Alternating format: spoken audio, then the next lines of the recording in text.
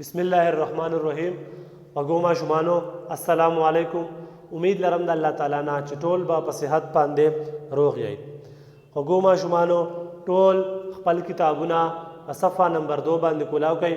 په صفحه نمبر 2 باندې مونږه د حمد د ورپسې بند تشریح کوو.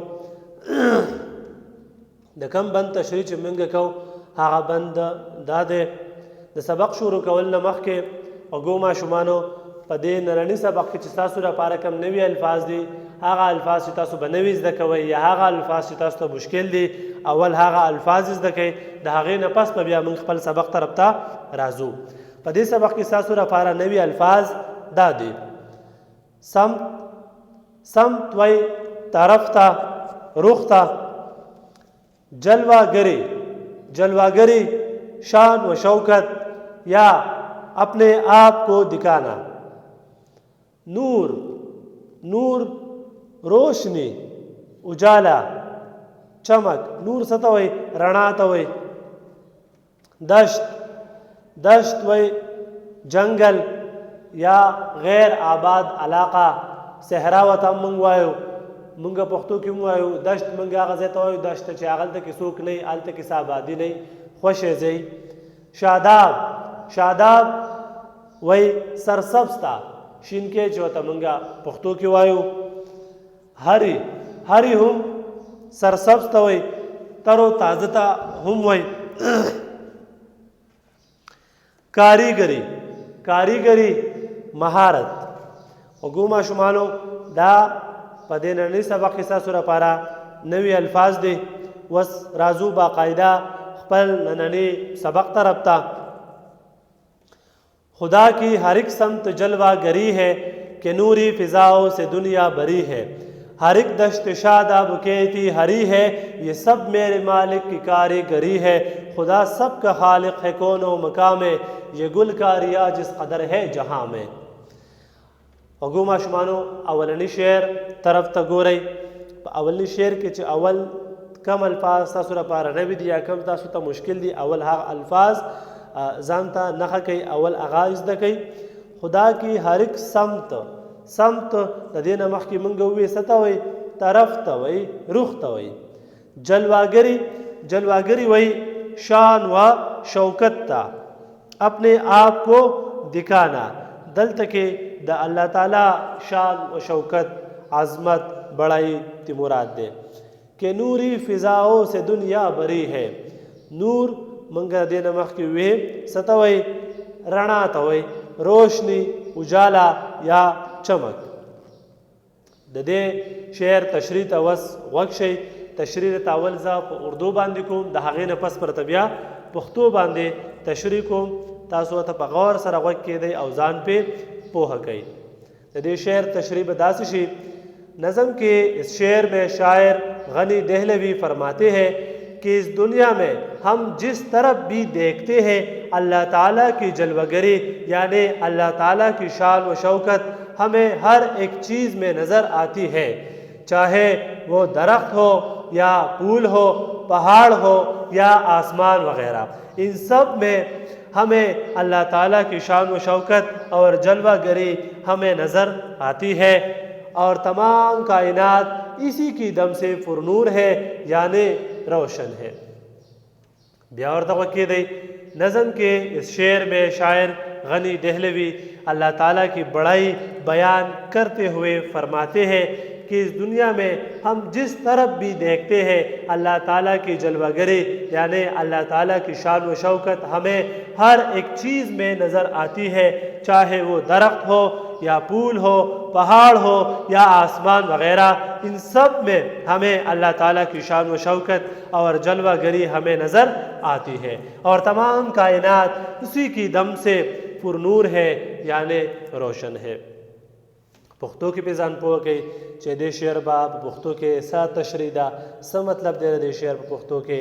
نو په دې شعر کې شاعر غنی دهلوي چې د دې شاعر نوم دی هغه په دې شعر کې وایي چې که مونږه په دې دنیا کې مونږه هر طرف ته ګورو، چارو طرف چې مونږ کم طرف ته هم ګورو نو موږ ته د الله تعالی هغه جلوې چې دی هغه په نظر راځي، موږ ته د الله تعالی هغه نظارې چې دی هغه په نظر راځي. په هر یو څیز کې موږ ته د الله تعالی هغه شان و شوکت، د الله تعالی هغه عظمت، د الله تعالی هغه بړایي هغه موږ ته په هر یو څیز کې چې دی هغه په نظر راځي. که هغه ونې دي، که هغه بوټي دي، که هغه ګلونه دي، که هغه غرونه دي، که هغه اسمان دی، دې ټولو ته چې موږ ګورو نو دا زموږ په ذهن کې دا سوچ راځي، دا خیال راځي چې دا چا پیدا کړي دي؟ دا الله تعالی پیدا کړي دي. د دې څیزونو خالق څوک دی؟ د دې څیزونو خالق چې دی هغه الله تعالی دی. نو د دې څیزونو موږ ته د الله تعالی هغه شان و شوکت او هغه بړایي موږ ته په نظر باندې راځي. نو شاعر هم دغه خبره کوي چې موږ کم طرف ته هم په دې دنیا کې ګورو نو د الله تعالی هغه جلوې، هغه عظمت، هغه شان و شوکت، هغه بړایي هغه موږ ته په هر څه کې چې دی هغه په نظر راځي. او ځکه چې د دې د ټول کائنات چې دا الله تعالی پیدا کړی دی، د ټول کائنات دا چې پرنوره دی، دا چې د رڼا نه ډک دی، دا چې روشن دی، دا د چا د وجې نه دی؟ دا د الله تعالی د وجې نه دی. او د دې ټول خالق او مالک چې دی هغه څوک دی؟ هغه الله تعالی دی. په دې پسې ورپسې شعر ته ګورئ. हर एक दश्त शादाब कहती हरी है, ये सब मेरे मालिक की कारीगरी है.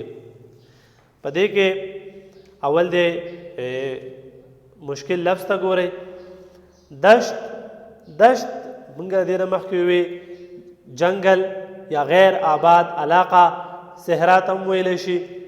शादाब शादाब मंगा वायु सरसब्स्ता پښتو کې چوته مونږ شینکې وایو، هغه چې شین یې شنه شنه بوټي وغیرہ پکې.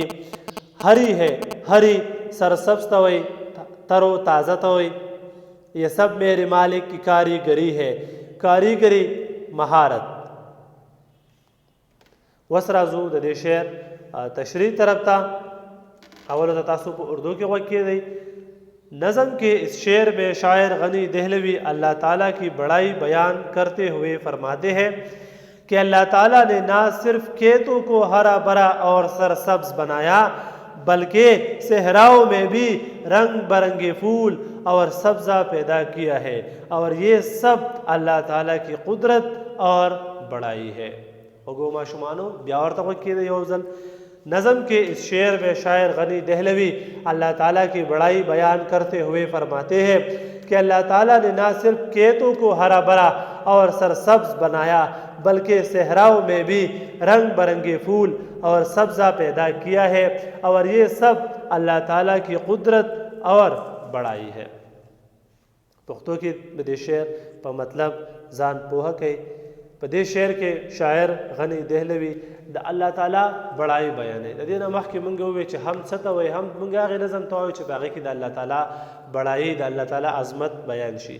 نو په دې پوره نظم کې، په دې پوره حمد کې شاعر چې د الله تعالی بڑایي چې دی هغه په مختلف انداز باندې چې دی بیانوي. نو په دې شعر کې هم شاعر چې د الله تعالی بڑایي بیانوي.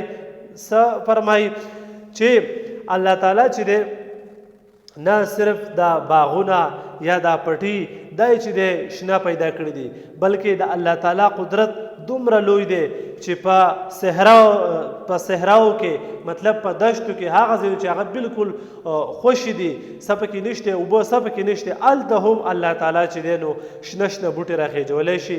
هلته کې چې دی مختلف قسم مختلف رنګونه ګلونه چې دی هغې هلته کې الله تعالی چې دی پیدا کړي دي.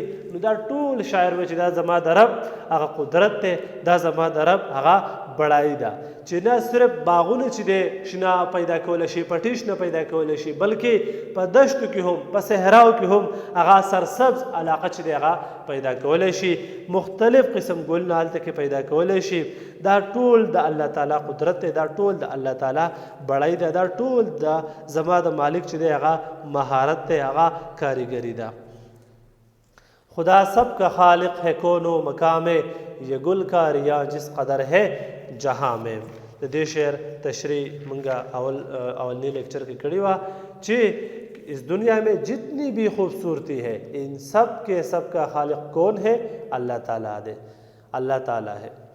چې په دې دنیا کې څه هم دي، څه هم ښکلی والی دی، د دې ټولو مالک او خالق څوک دی؟ هغه الله تعالی دی. خوږو ماشومانو، امید لرم چې تاسو به په نننۍ لیکچر باندې پوهه شوي یئ. ستاسو دپاره هوم ورک دا دی چې په دې نننۍ لیکچر کې کوم نوي الفاظ تاسو مخې ته رالو، دغه الفاظ به تاسو په خپلو کاپیانو کې خوشخط ولیکئ او یاد به کوئ. د دې نه علاوه کم شعرونو تشریح چې موږ وکړه په دې به هم ځان پوهه کوئ او په کاپۍ کې به دا تشریح ولیکئ. د دې نه مخکې لیکچر کې چې کوم الفاظ معنی راغلی وي هغه هم تاسو خوشخط چې دی په خپلو کاپیانو کې به ولیکئ دا ټول، او هغې له به بالکل صفا تصویر وباسئ او موږ ته به هغه راولېږئ. د الله په امان.